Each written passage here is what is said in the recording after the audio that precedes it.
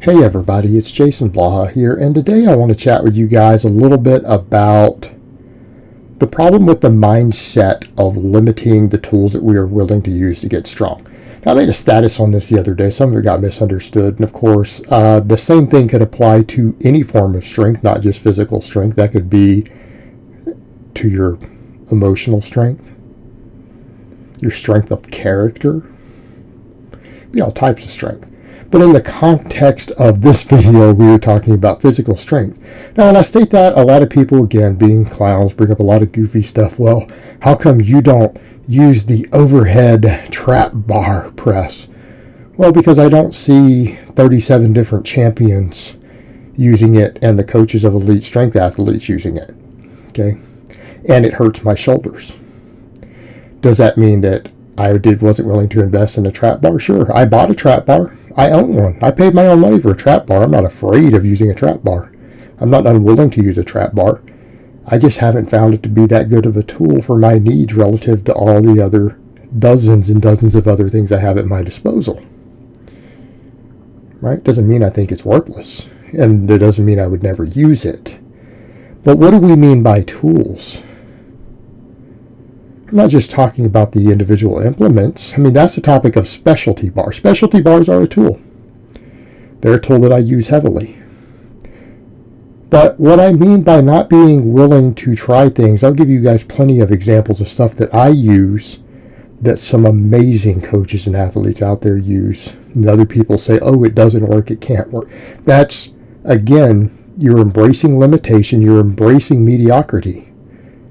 Right? We should be willing to have as many tools available to us as possible in our toolbox so that any given time we can pick out the best tools out of what we have available to optimize our training. I'll give you some big examples of stuff that I do that a lot of people say, oh, that's nonsense. And it even ruffles feathers when you bring it up. How about training barefoot? Chris Duffin is who I got that from. I've chatted with him personally about it. He knows that I got it from him, right? Just in case there's any doubt about where I got that from or that I'm being goofy. And if you don't know who Chris Duffin is, you probably don't know anything about strength training. I got it from him. He made a great argument for it. I started doing it and I found that he was right. It builds rooting. It has helped bring up my squat and deadlift, and I feel like it is going to be one of the many factors that I use to get better. And I'm not against shoes. Let me point that out. I have no issue with shoes, but I find the barefoot training not only convenient for my situation because I tend to get sweaty and I don't want to get clothes stinkier and do tons of extra laundry. I'm a busy guy. I got to train. I got to make all my videos. I got to coach clients. And then if I'm not working, I don't want to be stuck here at home, my workplace, doing laundry. So, hey, that's great. I have less socks to wash. It's like less shirts to wash. But the point is, it cuts down on all my work of other stuff to wear less stuff when I train. But in this case, there's an actual benefit. It helps build your feet and ankles. Helps teach you to root to the ground better. And it helps you build, again, stronger feet, stronger ankles. All of these things helps you root to the ground better. Gives you a better foundation to drive into the ground. Is it a massive thing in the grand scheme of things? No, but it could add up. It's just a useful little tool, and a lot of people are like, oh, that's I'm not doing that. Okay. Why don't you just wash your feet? You're worried about the hygienic, mop your floors, clean your floors, wash your feet. I'll have open cuts on them. I understand your gym might not let you do it, but that's okay. Some gyms will. All right? It's a great tool. Just box squats. How many people out there issue box squats? I used to say, well, I've done them in the past, and I get, but no, I really got into them. And what did I find? I found that they work phenomenally well. All the theory behind it is sound. It is used by some amazing champions and people who make up this nonsense. It's a nonsense lie. People who say the box squat doesn't build the back squat, it doesn't carry over. Then why do you see guys who are these ultra equipped squatters with the box squats who, when they do free squat, can still squat 700 plus pounds. Okay? That's what people forget. They'll look at some of these guys who built these monstrous equipped squats and who do the box squat and then say, well, they can't do it. It doesn't carry over to raw until they take the suit and everything off and the knee wraps and they go do a squat for you. And you're like, oh yeah, he just knocked out 750 like it was nothing. These are guys who do only box squatting. What do you mean it doesn't work? I've tested it. I've displayed it. You guys have watched me box squat and hit PR after PR after PR. And then go test a back squat and hit massive PRs without having done back squats. What do you mean it doesn't work? And I'm not the only one who's done that, so people will say, oh, this tool doesn't work, it can't work, I won't use this tool. And a tool doesn't mean an implement, it can be a way of training. How about speed work? It doesn't work. I refuse to use this training tool. But the guys over at Westside who use it and have been made famous for it, what did they say? We're willing to use anything. We're willing to do whatever it takes to get strong. We're worried about training optimal.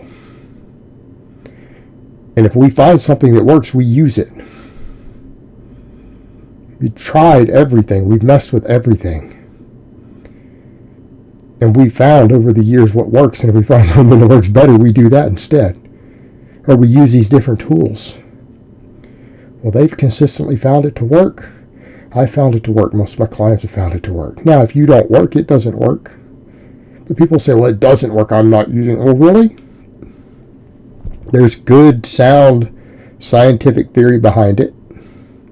If you look closely at all the evidence, it actually makes sense based upon what we know about exercise science and resistance training and compensatory acceleration.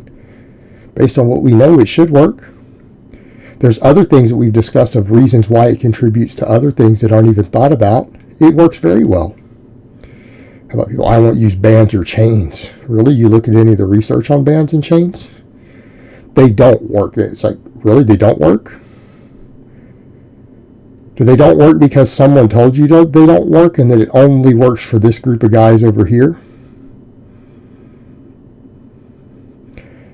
Oh, these things only work for guys who wear suits and who use lots of drugs. Well, until a raw guy gets really strong doing it who doesn't use drugs.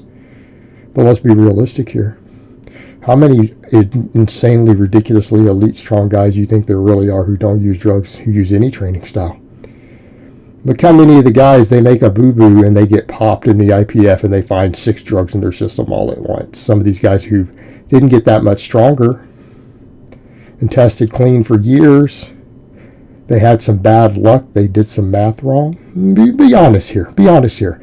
How many of you are your natural champions do you truly think are 100% clean? I want you to be honest. Don't bullshit yourself. When you think of those guys who do get popped and you realize that it's not like they put 100 pounds on their squat in the last 6 months and they got popped for having 6 drugs in their system. If they were natural and added 6 drugs to their system, do you think their squat would have went up by 100 pounds? Yeah. Okay. Maybe the testing's not as good as you think it is. Maybe a whole lot of those guys aren't. So this lie of, well, this only works for guys. Okay. Except that that's not true. It does work. It does work. Bands and chains work. And I'm just giving a few examples of things that are controversial. The specialty bars are a big one themselves. Specialty bars are phenomenal. Specialty bars are game changers. And people who say you're bullshitting us, you're making that up. How much money have I spent out of my own pocket on specialty bars? I got 9 barbells, guys. I've got 9 barbells. Let me ask you a question. If I didn't think they work, do you think I would have spent my own money on them?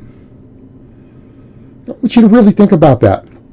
I have well over $1,000 invested in barbells. Well over. Okay. If I didn't believe that they worked, would I have spent that money? No one's sponsoring me. No one's paying me. No one's giving me free barbells. I don't have any sponsorships. I don't have any endorsements. Side of my Amazon, I don't even have any real affiliate programs. Okay, I've got no financial interest. No one's given me a kickback to push bars or sell bars. I don't have a link anywhere to sell you bars. Hey, it'd be great if Rogue or someone else gave me an affiliate link so that you guys could buy bars and I'd get a kickback. I'd love it. But they don't. They don't. I'm just putting my money where my mouth is, and I use these tools myself. And tons of other ultra elite, amazing, some of the strongest guys you will ever see believe in them. Some of the most amazing coaches are the strongest guys you will ever see believe in them and use them. They are game changers. And we're just talking about everything from specific devices to training styles to methodologies. That's what I'm talking about by your tools. Doesn't mean you have to use all of it. No. Hey, I've got the trap bar there. I've used it some. I don't find it to be particularly useful. But I still have it. I'm not opposed to using it if I can find a good, legitimate use where it works better than something else I have, of course. If I did, I'd use it. Someone said, well, you can do farmer's walks. I have farmer's walks handles like they tip over easy. Mine don't. My farmer's walks handles are better and more maneuverable and more stable than my trap bar is. So no, it doesn't even work for that, and I don't even have the space anywhere. I have to pack it out 50 yards out down the street somewhere and risk losing people stealing my weights and stuff. Right? I got farmer's walks handles there. I got little compact ones. I have no use for it. Doesn't mean I'm unwilling to use it. But that's the point of having tools in your toolbox. The difference between saying I don't currently have a use for this, but it's an available tool, versus I'm never going to use this proven effective tool. The latter is stupidity, dogma, and stubbornness, and it will lead to mediocrity. Because you're not the genetically elite who can just do whatever. Alright guys, well, that's really all I have to say on that today. I hope it's been informative, and I will talk to you guys next time.